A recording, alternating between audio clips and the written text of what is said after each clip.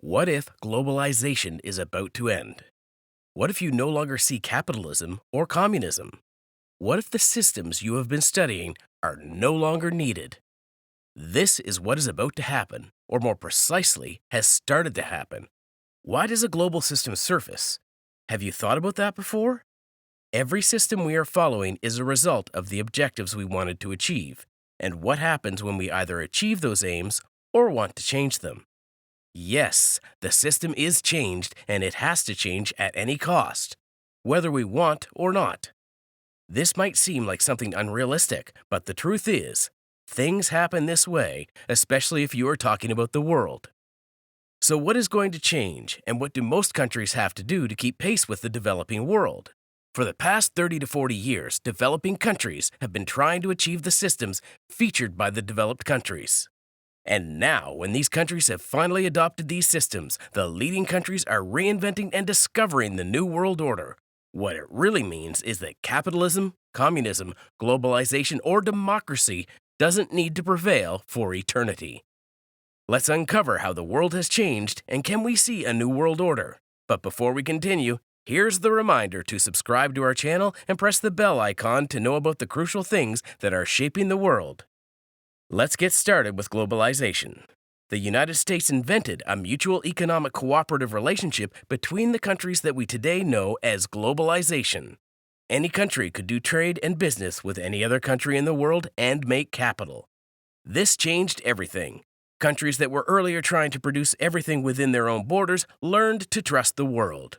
Changing the limitations where a country could trade with only its neighbors, products from one country were traveling thousands over thousands of miles to reach their cross-border consumers. Countries started to prosper since they could sell their goods and services to anyone they wanted. But why was this system known as globalization created at all? There might have been some objectives behind this, no doubt. The United States was the one country that invented such a system, and going into its depth, we today know that this system was, in other words, a sort of help for the countries who would reinforce America's stance in the Cold War. In simple words, America gave a policy that encouraged countries to be between America and the Soviet Union. In turn, America would offer means for the countries to make capital and stabilize their economy. Countries could just sell their products without needing any navy or machinery for the trade. They just needed ports, and that's all. They would just produce products and take them to their ports and get the capital deposited in their countries. This boomed investments and private businesses took over, letting countries join hands in hands with the new earning model. This was such a groundbreaking global system that literally raised countries from nothing to global producers. Almost every country in the world chose this system and was earning enough capital to sustain its economy. The rest of the countries that didn't adopt this system were sidelined and they couldn't benefit from the model the world was following. But now the tables have been turned and globalization seems to come to an end. The key reason for the termination of such a global system is, of course, the pandemic. It changed everything from policies the countries had made to the future plans that had to be followed.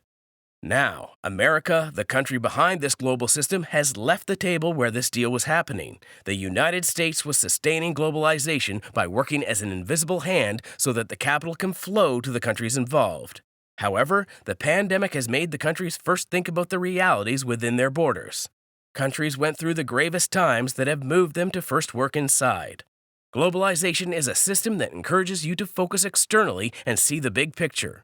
Only then can internal prosperity be achieved. But since the pandemic has proven the assumptions wrong, and since not everything can be achieved with a mutual economy, countries are moving away from it. The first reason for the ebbing of globalization is America itself moving away from the deal, since now there is no interest left for it in the deal. While the second reason also appears to be more violent, which is the demographic shift. This is where capitalism feels the formidable threat since globalization and capitalism are interconnected. Capitalism's driving force is the influx of capital, which is possible if you have a consuming population in your country. The demographers have been hinting toward a demographic vacuum for quite a long time, and now this is visible. The consuming population is decreasing to a precarious level where there remains no incentive for such a system to drive any further. At the age of 20 to 30, people are young and in their prime to consume as many products as possible. They work more to earn more to consume the things the capitalistic market is offering. They marry and go to buy houses, vehicles, and products for themselves and their children. All this remarkably brings returns for capitalism. However, from age 30 to 40, this consumption percentage declines since most of their needs are completed. This gives a recession to capitalism. But what brings irreparable wounds to the market is when people reach 50. This is the time when their consumption, which could sustain the capitalistic market, almost becomes zero. They are no longer consumers, but investors who have capital not to spend, but to invest. They, instead of spending their money, put it into the market, creating a vacuum of consumption. Today, we are going through such a vacuum, which gives us quite a little time to restore until the system is substituted itself. Due to the decline in the consuming population, today we are only left with a few consumption-led economies that are actually driving capitalism.